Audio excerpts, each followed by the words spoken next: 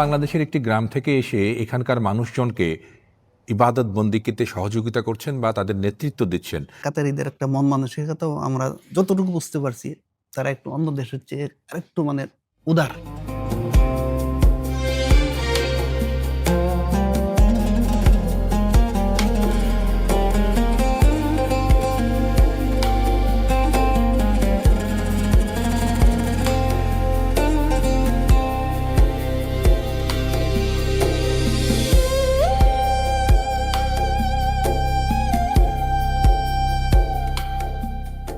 মসজিদের শহর বলা হয় বাংলাদেশের ঢাকাকে, কিন্তু মসজিদের দেশ কোনটা জানেন? এ প্রশ্নর উত্তর হয়তো চট করেই সবাই বলতে পারবেন না, কিন্তু আমি জানলাম এই দেশ ঘুরতে এসে। আধুনিক চকচকে ঝকঝকে এই শহর হলেও এখানেও আছে দুর্গম অঞ্চল, মরুভূমি আর পাহাড়। সেখানেও আছে সুসজ্জিত সুন্দর মসজিদ, যার মধ্যে আরাম করে নামাজ আদায় আর ইবাদত করতে পারেন মুসল্লিরা। আর সুন্দর সুসজ্জিত এসব মসজিদের ইমাম খতিবরা হলেন বাংলাদেশি। নানা সুবিধা সম্মানের কারণেই মসজিদের মতোই সুন্দর এবং আরামদায়ক তাদের এই প্রবাস জীবন।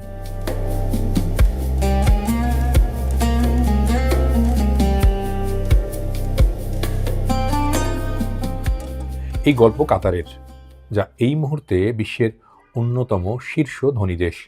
পুরো দেশের আয়তন মাত্র 11,610 বর্গ কিলোমিটার, আমাদের রংপুর বিভাগের চেয়েও ছোট। দেশটির 31 লাখ জনসংখ্যার মাত্র 10% স্থানীয়, বাকি সবাই বিদেশি বা অভিবাসী। 4 লাখেরও বেশি বাংলাদেশি আছেন কাতারে, এর মধ্যে 1,000-এরও বেশি এখন বিভিন্ন মসজিদের ইমাম ও খতিব। মুসলিম দেশ কাতারের সম্মানজনক এই পেশায় বাংলাদেশিদের এই সংখ্যাটা আসলেই বেশ বড়, কারণ কাতারে মোট মসজিদই আছে 2,000-এর মতো। তার মানে কাতারের অর্ধেক মসজিদের ইমাম ও খতিব বাংলাদেশি, যা বিশ্বের আর কোনো দেশে নেই। এর একটা কারণও আছে, কাতারের এই পেশায় নিয়োজিতদের সুযোগ সুবিধা, খাতির আর উপার্জন খুবই ভালো। তারা নিজেদের কর্মস্থলগুলোতে ভীষণ মর্যাদা পান। আল্লাহর মেহেরবানিতে 96-তে আসছি এখানে। 96-তে আসছি। আসার প্রক্রিয়াটা হলো, এখান থেকে একটা প্রতিনিধি দল গিয়েছিলেন। তো প্রাথমিক পর্যায়ে বাছাই হয়, বাছাইয়ের পর্বে আবার ফাইনাল একটা ইন্টারভিউ হয়। তারপরে যারা নির্বাচিত হয় তাদের একটা লিস্ট এখান থেকে যে ডেলিগেটটা গিয়েছিলেন ওনারা নিয়ে আসেন। নিয়ে আসার পরে এখানে যে ভিসা প্রসেসিং যেটা আছে, এটা কইরা এমন টিকিট কইরা পাঠাইয়া দিয়েছে। তারপরে আমরা এই তারিখ মতো আর কি আমরা আসছি। আমরা যখন আসছি তখন সম্ভবত 95 জন ছিল একটা গ্রুপে, এবং এই প্রক্রিয়াটা শুরু হয়েছে আপনার 90 থেকে। তাবলিগে গিয়েছিলেন, সেখানে যাওয়ার পরে বাংলাদেশের ঢাকাতে বিশেষ করে ওনাদের জামাত ছিল, সেখানে বড় বড় মাদ্রাসা আছে। মাদ্রাসায় গিয়ে দেখছে এখানে এত ছাত্র আছে, এত সুন্দর লেখাপড়া হইতেছে, তারপরে তাদের আমল আখলাক, লেবাস পোশাক, এগুলি দেখে তার মনে একটু হয়েছে, কিছু এদিক দিয়ে আগ্রহী হয়েছে যে এখান থেকে তো আমরা কিছু লোক নিতে পারি মসজিদের জন্য, আমাদের খেদমতের জন্য। তো ওইখান থেকে আসলে শুরু হয়। তো এই 90-তেই প্রথম গ্রুপটা আসে। এরপরে এই 1 বছর পর, কোনো সময় 2 বছর পর, এইভাবে আসা শুরু হয় আর কি। তো আমি 96-তে আসছি। আমরা এখানে ধর্মীয় শিক্ষক বা কোরআনের শিক্ষক হিসাবে আমরা এখানে কাজ করছি। তো যে প্রশ্নটা আসছে যে আমাদের এখানে মসজিদের পরিবেশ, মসজিদ ভিত্তিক আমাদের যে কাজগুলি হয়, সর্বপ্রথম আমরা এখানে মসজিদের আজান, নামাজ, তার সাথে সাথে মসজিদের ভিতরে কোরআনের শিক্ষা, সাথে সাথে কোরআনের দার্স, হাদিসের দার্স। অর্থাৎ প্রত্যেকটা ইমামের জন্য এটা অপরিহার্য যে উনি মুসল্লিদেরকে প্রত্যেক দিন কমপক্ষে একটা হলেও দর্স দিবেন হাদিসের, কোরআনের।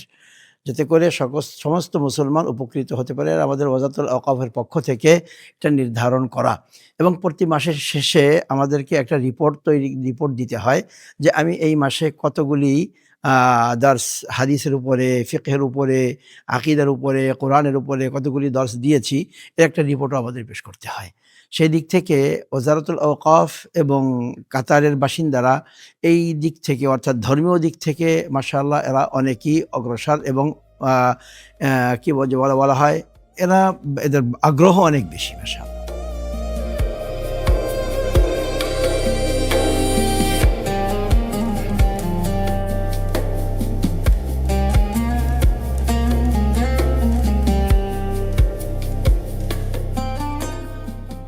পুরনো ইমাম খতিবদের কেউ কেউ তো মাসে ৩-৪ লাখ টাকা পর্যন্ত বেতন পান। পাশাপাশি তাদের জন্য ফ্রি আবাসন, আবার এই বাড়ি বা আবাসন যেন তেন নয়, গ্রেড অনুযায়ী সিনিয়র ইমামদের বেতন দেয়া হয়, পাশাপাশি দেয়া হয় ভিলা। সেখানে স্ত্রী, সন্তান, নাতি পুতিদের নিয়ে আরামের জীবন তাদের। আছে ল্যান্ড ক্রুজার গাড়ি। এই ইমামদের সন্তানরা বিনে পয়সায় ভালো ভালো শিক্ষা প্রতিষ্ঠানে পড়ালেখার সুযোগ পান। তাদের জন্য ভালো চাকুরির ব্যবস্থাও হয়। এমনও হয়েছে যে একজন ইমাম এমনকি তার সন্তান, নাতিপুতি পর্যন্ত ফের ইমাম হয়েছেন। কিন্তু এই ভালো পেশাটির জন্য তাদের বাছাই করে আনা হয়েছে বাংলাদেশ থেকে। কোরআনের নির্ভুল হাফেজ হতে হয়েছে, হাদিসেও জানাশোনা এবং জ্ঞান থাকতে হবে প্রচুর। আমি আজ প্রায় কাতারে ৩৩ বছর, 1993 সালে আমি এসেছি কাতারে।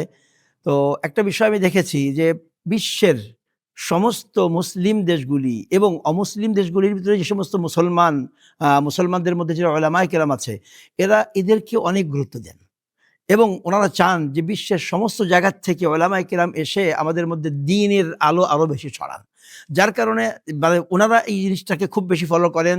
যারা কোরআন এবং হাদিসের দিক থেকে যারা বেশি অগ্রগামী, এই সমস্ত ব্যক্তিদেরকে ওনারা এখানে প্রাধান্য দেন এবং এদেরকে নিয়ে আসেন। সেই দিক থেকে আলহামদুলিল্লাহ বাংলাদেশে উলামায়ে কেরাম এবং হাফেজের সংখ্যা অনেক বেশি বিধায় ওখান থেকেও আমাদের সংখ্যাটা অনেক বেশি আলহামদুলিল্লাহ। আরেকটা বিষয়ও আছে যে কাতারের মধ্যে এই সমস্ত বড় বড় উলামায়ে কেরাম যারা আছে বিভিন্ন জায়গার, কাতার সরকার কিন্তু ওনাদেরকে এত এহতেরাম, এত সম্মান করেছে যে ওনাদেরকে ওনার পরিবার সহ, বাচ্চা কাচ্চা সহ ওনাদেরকে ন্যাশনালিটি দিয়ে ও কাতার পর্যন্ত ওনারা রেখেছেন। এই জন্য কাতারে এই জিনিসটা অনেক, মানে ওলামাদেরকে সম্মানের ক্ষেত্রে বাইরের থেকে ওনারা উলামায়ে কেরামদেরকেও নিয়ে আসেন ইমামতি এবং খুতবা দেওয়ার জন্য। কাতারে কি পরিমাণ আমাদের এরকম ইমাম খতিব আছে, যদি একটু ধারণা দেন? এটা মানে আমি একটা অফিসিয়ালভাবে গত 4 বছর আগে শুনছিলাম, তখন 800-850 বলছিল, এখন আরো কিছু বাড়ছে, হয়তো হাজার খানেক হয়ে গেছে। আমাদের এখানে আছে। হ্যাঁ, এবং এটা অন্যান্য দেশের চেয়ে মানে আমরা একটু বেশি, যেমন ইন্ডিয়া আছে, পাকিস্তান আছে, এদের চেয়ে আমরা একটু বেশি আমাদের ইমাম হিসেবেই আনছে। এবং আগে আমরা ইমাম হিসেবে আসছি, ওই সময় আমাদের আইডি টেডিতেও ইমাম লেখা আছে। বাকি পরে আস্তে আস্তে আমরা খতিবও হয়েছি, খুতবাও দিই এখন। তো এইভাবে আর কি এই 30 বছরের উপরে চলে যাইতেছে। আমরা প্রবাসী ঠিক, কিন্তু অন্যদের মতো না। আমরা সব ফ্যামিলি নিয়ে থাকতেছি এখানে, তো ফ্যামিলি সহ থাকার সুযোগ সুবিধা দিয়েছে। এবং ফ্যামিলি যে আমাদের বাচ্চাদের লেখাপড়া সরকারি মানুষের পড়ে আরবি স্কুলে, সেখানে যে এটা আছে আমরা ফ্রি, আমাদের বাচ্চারা সবাই ফ্রি পড়তেছে।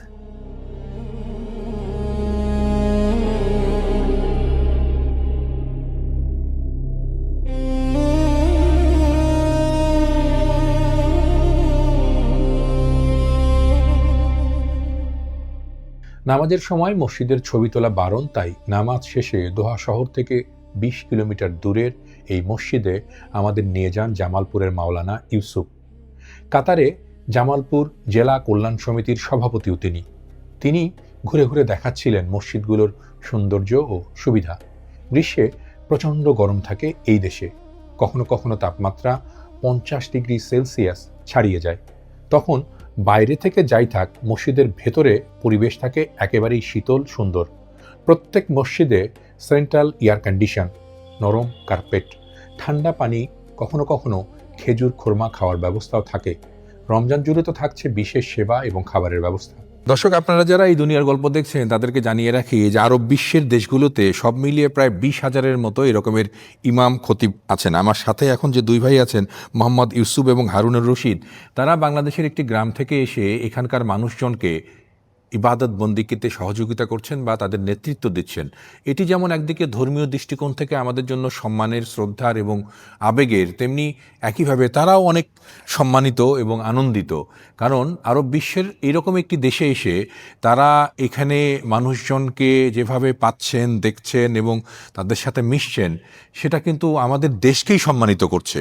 একই সাথে এই এলাকার যারা ছোট সন্তান, শিশু রয়েছে, তাদেরকেও কিন্তু তারা নানা ধর্মীয় কালচার শেখাচ্ছেন, আদব কায়দা শেখাচ্ছেন। তো আমরা এটা গর্বের সাথেই বলতে পারি যে বিশ্বের অনেক মুসলিম দেশ রয়েছে, সেখানে হয়তো বা সংখ্যায় বাংলাদেশের থেকে বেশি মুসলিম রয়েছে, কিন্তু বাংলাদেশের এই ইসলামী শিক্ষক বা ইমাম বা খতিব হিসেবে যারা এসছেন তারা কিন্তু সংখ্যায় কম না। এই আমরা কাতারের হিসেবটাই যদি ধরি, একটু আগে আমাকে ইউসুফ ভাই বলছিলেন যে তারা 4-5 বছর আগে জেনেছিলেন যে 800-900, এখন সেটা হয়তো 1000 ছাড়িয়ে গেছে। এই মানুষগুলো কিন্তু সবাই এখানকার কাতারি মানুষের কাছেও সম্মানিত এবং তারা কিন্তু এখানে সবাই নানাভাবে সামাজিক কর্মকাণ্ড বা মানবিক কর্মকাণ্ডের সাথেও যুক্ত হচ্ছেন। এই সকল মানুষের মাধ্যমেই, আমাদের এই ইমাম বা খতিবের মাধ্যমে বাংলাদেশের আরও বহু মানুষ কিন্তু উপকৃত হচ্ছেন, সহযোগিতা পাচ্ছেন, অনুদান পাচ্ছেন এবং তাদেরও এলাকায় নানাভাবে সামাজিক কর্মকাণ্ড বা ইসলামিক কর্মকাণ্ড হচ্ছে।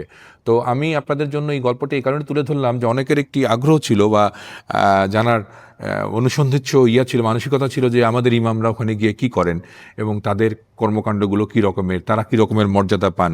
তো আপনারাই তো বললেন যে তারা আপনাদেরকে থাকার জন্য জায়গা দেন, এখানে মসজিদে আপনাদের একটা আলাদা রকমের সম্মান আছে, পাশাপাশি নানা রকমের শিক্ষা কেন্দ্রেও আপনারা শিক্ষা দিচ্ছেন এবং একই সাথে ধর্মীয় নানা আনুষ্ঠানিকতাতেও আপনারা আমন্ত্রিত অতিথি হিসেবে এখানে দাওয়াত পান। আশেপাশের কারো বাড়িতে শাদী হলে কিংবা কারো কোনো রকমের অনুষ্ঠান হলে সেখানেও আপনাদের দাওয়াত দেওয়া হয়, সম্মানিত করা হয়। তো এই হচ্ছে আমাদের সম্মানের জায়গা এবং আমি আপনাদেরকে মন থেকে দোয়া করি। অনেক ধন্যবাদ আপনাদেরকে, দোয়া করবেন আমাদের জন্য, দেশবাসীর জন্য দোয়া করবেন আর কি, এবং আপনাদের জন্য মন থেকে দোয়া থাকলো। মসজিদে শুধু নামাজ পড়ানোই না, এই ইমাম খতিবরা এখানকার মক্তবগুলোতে শিক্ষকতাও করেন। কাতারের ছোট শিশুদের আদব কায়দা, কোরআন সুন্নাহর বাণী শেখান তারা, আরবি পড়ান। আর এ ধরনের শিক্ষকদের বিশেষ মর্যাদা দেওয়া হয় পাড়া মহল্লায়। স্থানীয় মুরব্বী ও শেইখদের কাছ থেকে তারা হাদিয়া পান আলাদা আলাদা সময়। এই ইমামদের অনেকেই বাংলাদেশে তাদের এলাকায় মসজিদ, মাদ্রাসা, এতিমখানা সহ নানা প্রতিষ্ঠান গড়েছেন কাতারিদের অনুদানের অর্থে।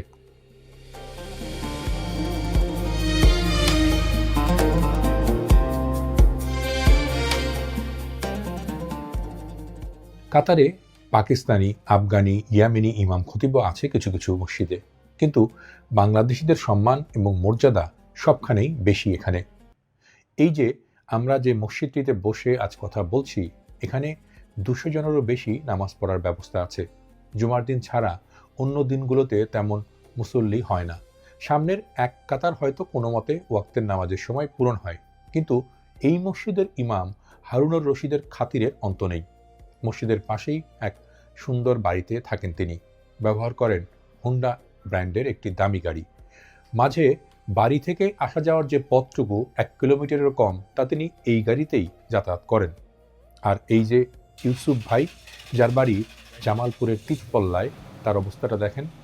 দেশে যার একসময় নতুন বাইসাইকেল কেনার সামর্থ্য ছিল না, আল্লাহর রহমতে এই কাতারে ইমাম হয়ে এসে এখন তিনি ল্যান্ড ক্রুজার গাড়িতে চড়েন। আমাদের দেশে যে গাড়িতে ধনী ব্যবসায়ী বা মন্ত্রী, মিনিস্টাররা চলাচল করেন।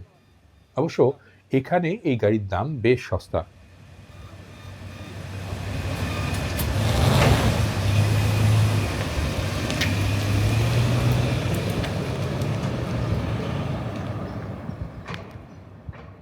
কাতারি মসজিদের ইমামদের মাসিক বেতন সাধারণত 4 থেকে 5,000 রিয়ালের মধ্যে, সাথে জুমা পড়ানোর সম্মানী, মুক্তবের সম্মানী এবং অন্যান্য সুবিধা মিলিয়ে একজন মাসে 10-12 হাজার রিয়ালও আয় করতে পারেন, যা বাংলাদেশি মুদ্রায় 3 লাখ টাকারও বেশি।